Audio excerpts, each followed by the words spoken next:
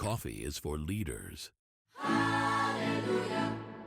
And they basically came back to me with letters from Japan at the time, ownership, as well as the U.S., that basically said I helped this $40 million investment survive, and they're rolling this out.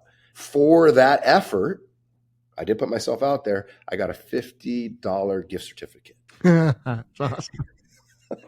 So there you go. And when I you put it together, 40 million, $50 gift certificate.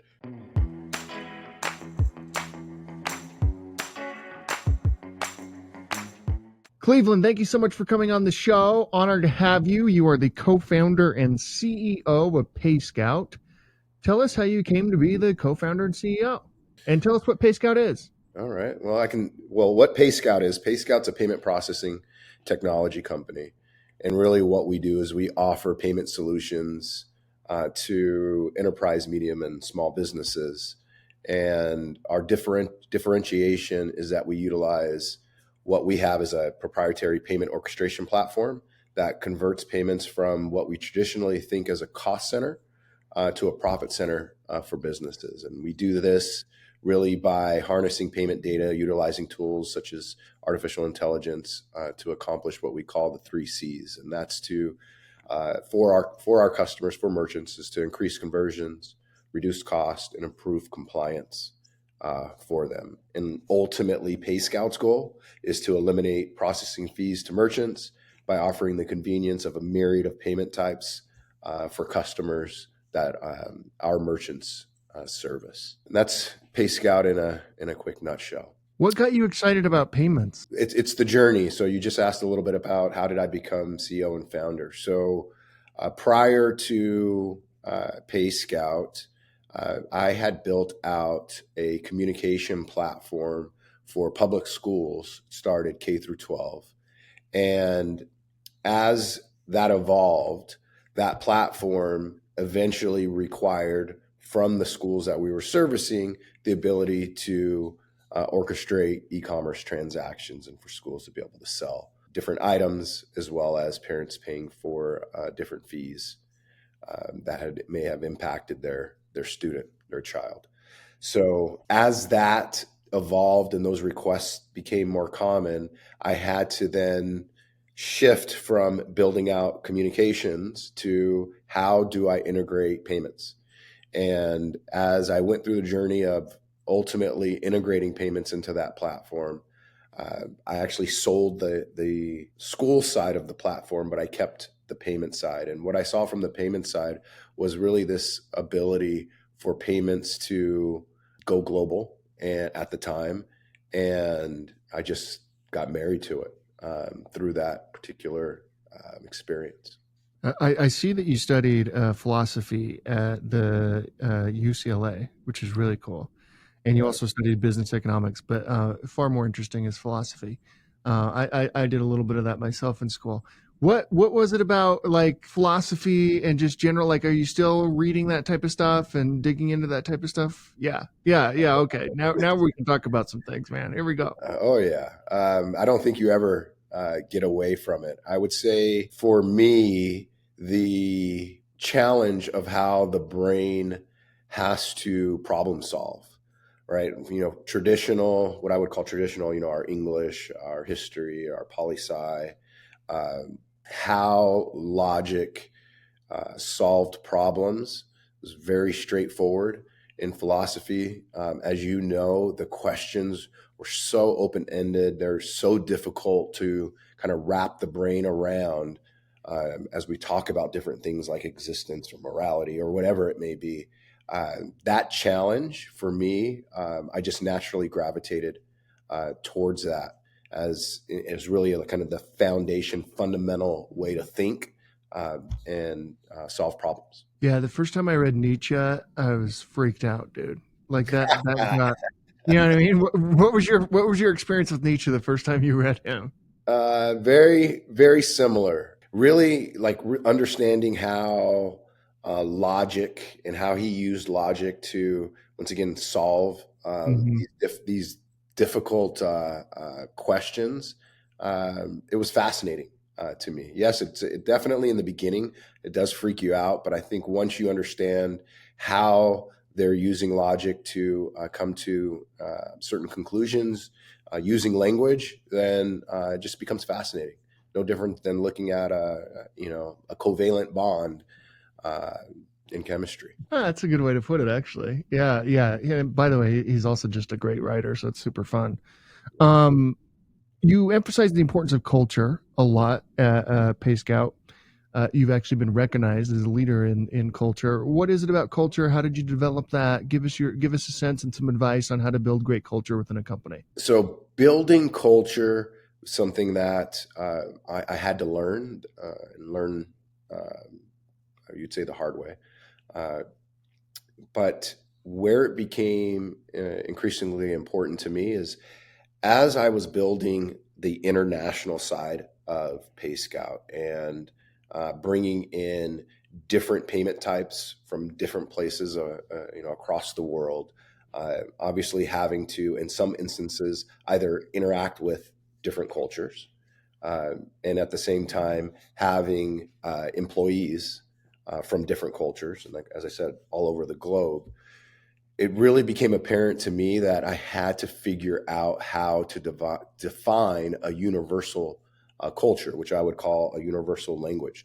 So, what language can we all utilize collectively, even if we speak different, have different religions, backgrounds, etc.? How could we be successful as a business? And I found that the culture was really the tool to make that happen. And how do you think about mentorship within your company and mentoring kind of people to grow within the organization, and even just to grow as human beings? Yeah, it's extremely important. When the way we look at mentorship, it's actually built into our culture. And part of our culture is we have what's called short-term goals, so they're kind of the yearly goals that we look to tackle, and then we have something called long-term goals, and these goals don't really change. And one of the long-term goals that we have is to develop C-level qualities in our managers as they progress professionally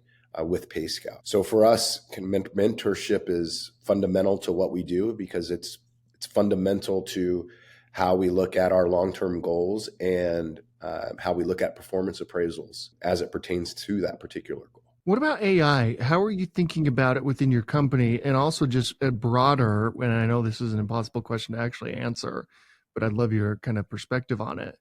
Where are we going with it, and how, what is the future of payments in the age of AI? And by the way, this is a loaded question, so take whichever you want. The president also just came out with like crypto reserves over the weekend, and so I'd love to be free to comment also on crypto and kind of its effect on payments. Yeah, so once again, I'll go kind of fundamental. The way I characterize AI is really this evolution of data that's available both what I'd say offline and online, and really bringing these data sets together and then utilizing these data sets for decision making. The way I think about it is similar to the rise of the internet. I look at AI as a necessary tool.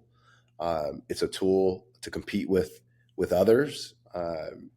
And what's important is for me is how do we utilize AI? The same way, like how do we utilize the internet and the apps that are available? If we utilize the tool for positively impacting the world, then it puts us obviously in a great position. And that's whether it's individually, if it's from a family perspective, a professional perspective, AI is a great tool. If we utilize the tool for nefarious purposes, then we are perpetuating the ability, really for people to commit crimes. Same thing that we see in the internet, when we look at the internet. And I equate it to kind of what we see from the white hat hackers, which are security professionals that are protecting the system, versus kind of black hat hackers that exploit the system for personal gain. So that's kind of how I look at it. It doesn't change. I still think that we're going to ultimately have to wrap legislation around the prompting for AI, and which is a loaded proposition as well. But that's where basically I see how I see AI. just from a fundamental perspective. And I can get into payments if you'd like. Yeah. Tell me. Let's go to crypto real quick, and we'll go back to payments for AI. Give me your sense for crypto, that space. It must be an interesting space for you to look at, given what you do. I don't know if PayScout is engaged in any crypto in payments and things like that, but give us a sense. Yeah. So traditionally, we've looked at crypto. We're not currently engaged in crypto payments. We do understand how they work, how they operate. The way, if we strictly go from a payment perspective in terms of cryptocurrency, we want to give merchants the ability to accept payments based on the different payment mechanisms that customers use.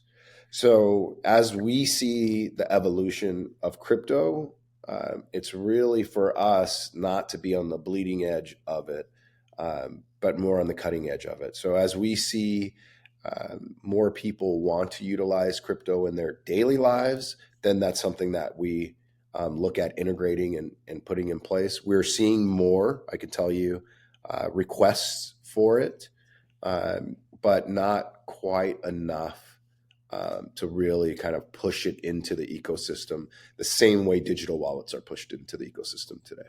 Yeah, it doesn't have the adoption, certainly that the entrenched money has for sure, and who knows if it ever will, which is a really interesting piece. I imagine it will, but who knows?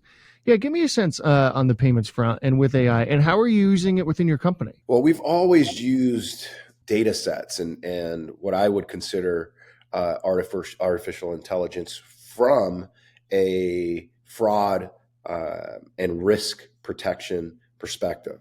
And that's once again taking, as I characterize it, offline data, which are data sets that we have based on transactions that happen with all of the demographics that surround those transactions, and then integrating those with online data that's available in terms of kind of the nefarious things that can happen, the flags and tool sets that allow us to spot fraud very quickly and kind of protect the ecosystem. So I would say that our industry has always more or less been on the forefront of AI. So all we're doing now is we're able to take larger data sets, both offline and online, and kind of integrate those for fraudulent purposes, making sure that we catch it. What I would say as an organization, it's very similar to any organization in terms of what we do from a day-to-day perspective when it comes to tasks. And our goal is to teach our employees how to prompt efficiently when they're using AI.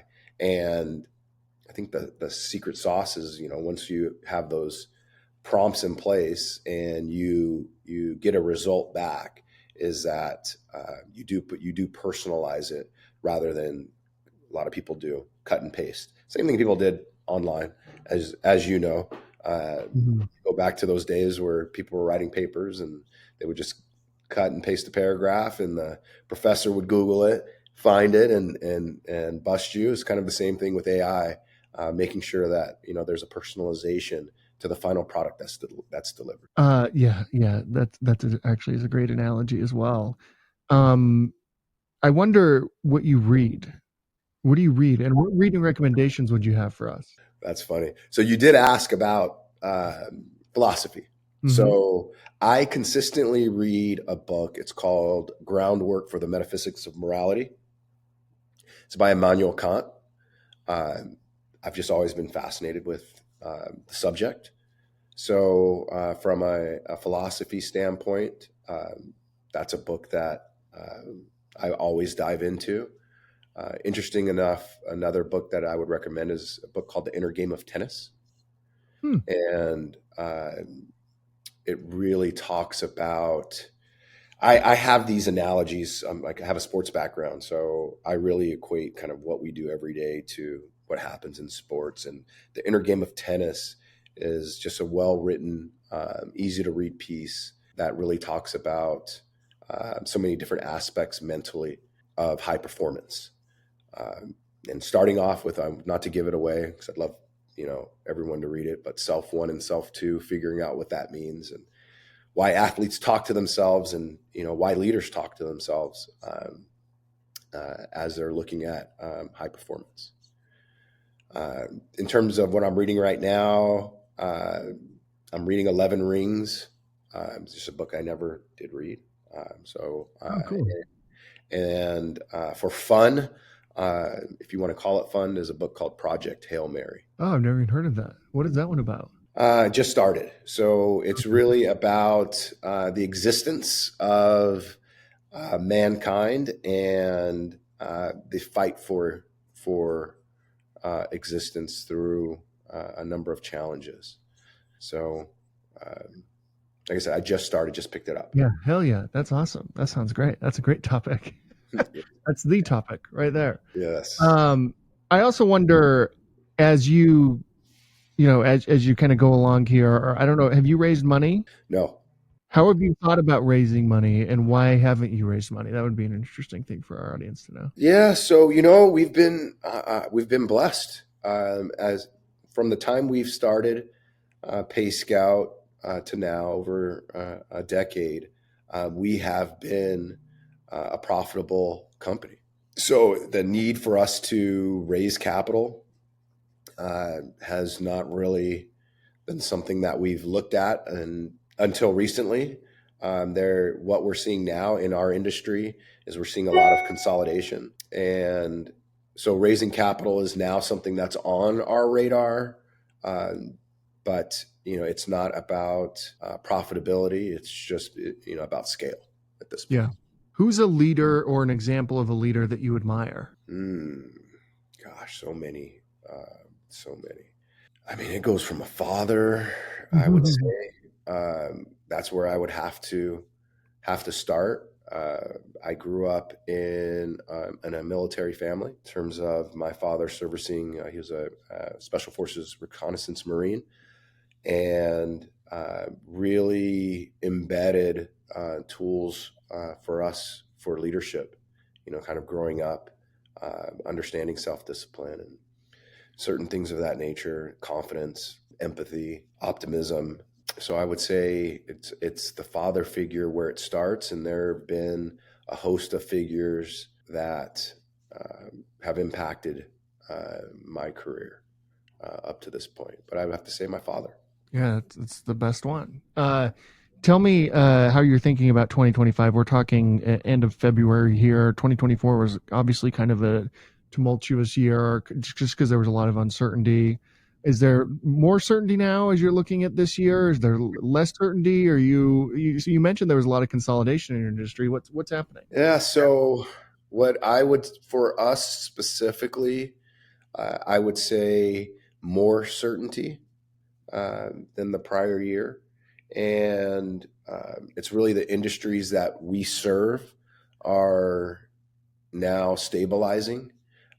A lot of the payments that we work with here at PayScout happen in medical billing. It happens in education billing and telecommunications, as well as government. So what we're seeing is more stabilization there as it comes to the payment industry. When we have an administration change, there's always a big impact. So for us, the CFPB is kind of that central, federal agency that impacts the payment ecosystem.